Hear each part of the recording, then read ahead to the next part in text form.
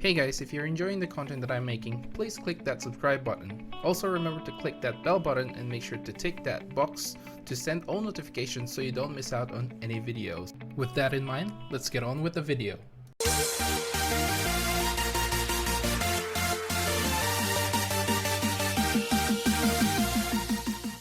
What's up guys, welcome to Munchkins Gaming, where we take your gaming to the next level. This is Munchkins logging in to bring you another Dissidia Final Fantasy Opera Omnia video.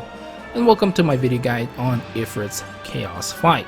Now there are a lot of things to go through, of course with other videos for me to edit, so without further ado, let's start this video. And of course we're going to start off with the weaknesses, resistances, and the elements that the boss can absorb, and of course their abilities as well. This time, it's only going to be a solo fight with Ifrit. It's weak to Ice element and can also absorb the Fire element. As for its abilities, it has its normal Brave attack, which is a Fire Magic Brave attack, Blazing Embers, which increases its Brave when its Brave is less than its initial Brave, and will do a Magic HP attack. Afterwards, it will increase its Brave based on the HP damage dealt. Next is Conflagration, which is a Group Fire Magic Brave attack, which grants himself an initial Brave up and a Speed up buff to itself. Next is Flame Claw, which is a Fire Magic Brave attack. This also raises the turn rate when inflicting a break or attacking a target afflicted with break from level 120 onwards. Next it has Rush, which is a Group Melee Brave attack, which also grants himself an attack up buff to himself. Next up, it has Hailfire, which is a recast ability that you will see there is a cast bar. This increases his Brave and when his Brave is less than his initial Brave, and will do a Group Fire Magic Brave attack plus HP attack. This also applies the Scorch to the field, which will remain in effect throughout the entire fight.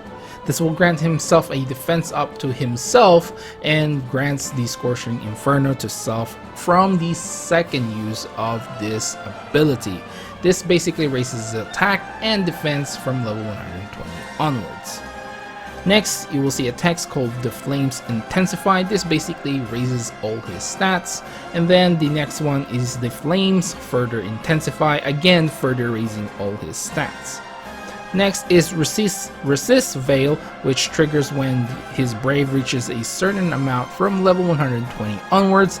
This basically nullifies his any HP damage and can be cancelled when afflicted with Break. Now, Ifrit in the Chaos Fight is also immune to the Max Brave Down debuff. Okay, so now that we know the weaknesses, resistances, and the elements that the boss can absorb, and of course its abilities, let's take a look at some general tips and the strategy as well. Now, if you're wondering why the format is different, it's basically because everyone in the world of illusions are all boosted characters, so I have to change it up a little bit when it comes to ultimate fights. Moving forward for World of Illusions, this is going to be the format that I'm going to be using, so don't fret if you're too used to the old format. For normal events that are coming out, I'll still be using that same format.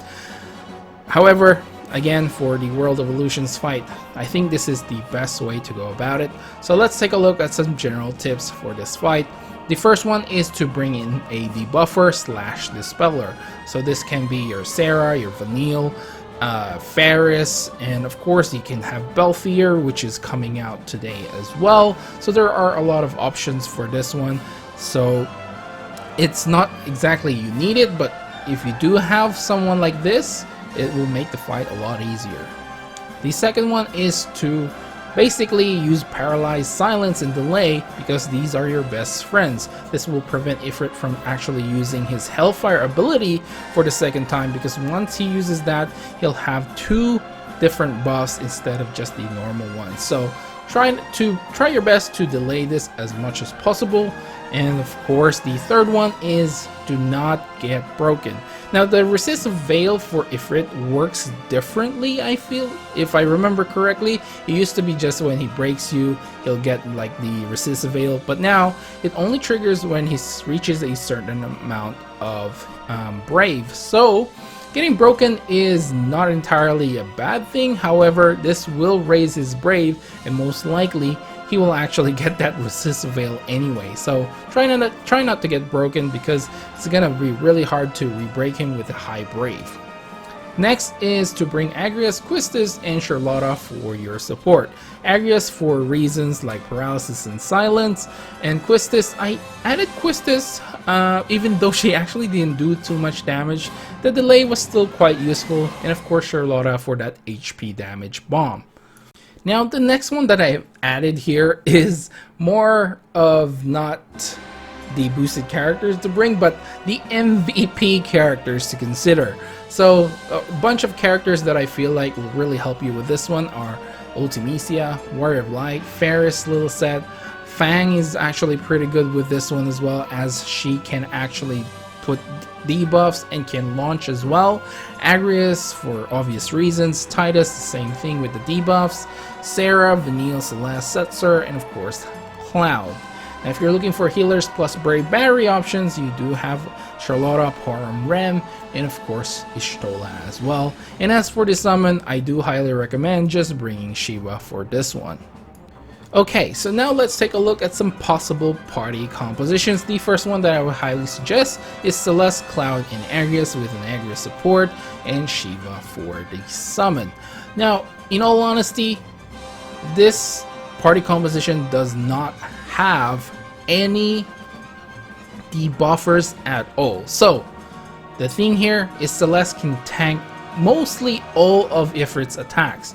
The only attack that she can't really tank is called Rush, which is a melee brave attack, but every other attack she can actually just absorb that brave.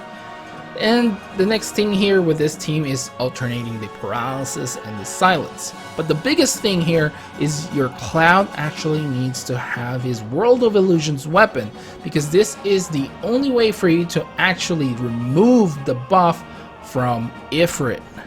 So while I'm suggesting this party will actually need you to have a certain amount of equipment, and you know, it's still very viable, but you do need that to make things a lot easier, so you will do a decent amount of damage on Ifrit, because if not, later on you'll be dealing much less damage.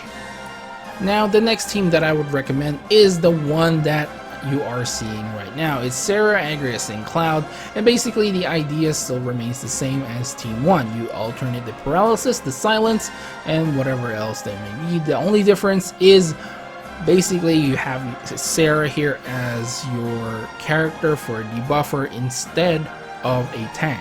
So basically the sap, the poison that Sarah applies really helps to make it easier for you to actually break Ifrit, or for whatever reason he will deal much less HP damage as long as his brave goes down to 0.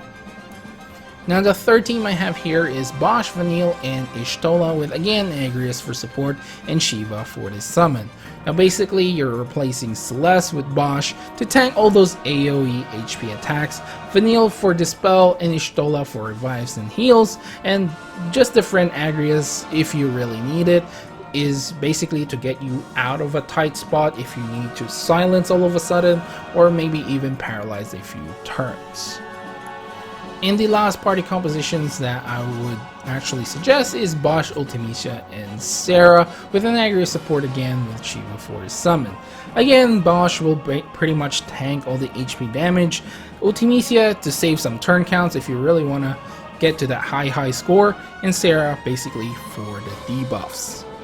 Okay guys, so we're finally at the end of this video, and of course I'll give you guys my final thoughts on this fight. In all honesty, Ifrit was the one that caused me a lot more trouble than Shiva and Ramuh, but it's probably something to do with my party compositions. I decided to actually just go with a lot of paralysis and silence and see how that went, and obviously it took me a little while. I think I had to reset maybe twice or 3 times before I actually got through this, and there were some lucky breaks alongside with this party composition as well. I think some of the Ifrit's HP attack actually missed, and I was like, oh whew. But in any case, a lot of these ultimate fights aren't that too difficult to begin with. And that's how I honestly feel about it. Leviathan was still in the hard stages because there were still much less options than we have right now. But right now there are a lot of other options for us to use.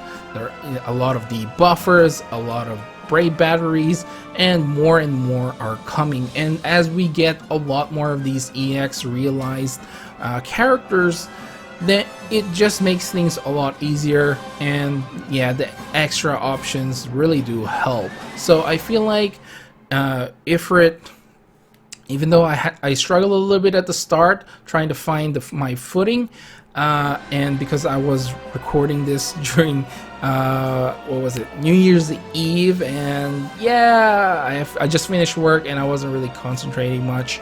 So overall, I would say not too bad of a fight, as it would be more on the easier side now because again, more options. So anyway guys, I think that's it for this video. Please remember to click like and subscribe if you haven't already. It is going to help my little channel to grow, and it's going to help with the YouTube algorithm to make sure that this video goes out to a lot of other people. Now I am also on social media. I am on Facebook and I am on Twitter, so if you have any questions, you're more than welcome to ask me there. You can follow me at Munchkins Gaming, and I want to hear you guys' opinion on the Ifrit fight. Which one do you think was the hardest one out of the three? Ifrit, Shiva, or Ramu? Let me know down in the comments below. That's what I want to know. Anyway guys, this is Munchkins logging off, and I'll see you guys in the next level.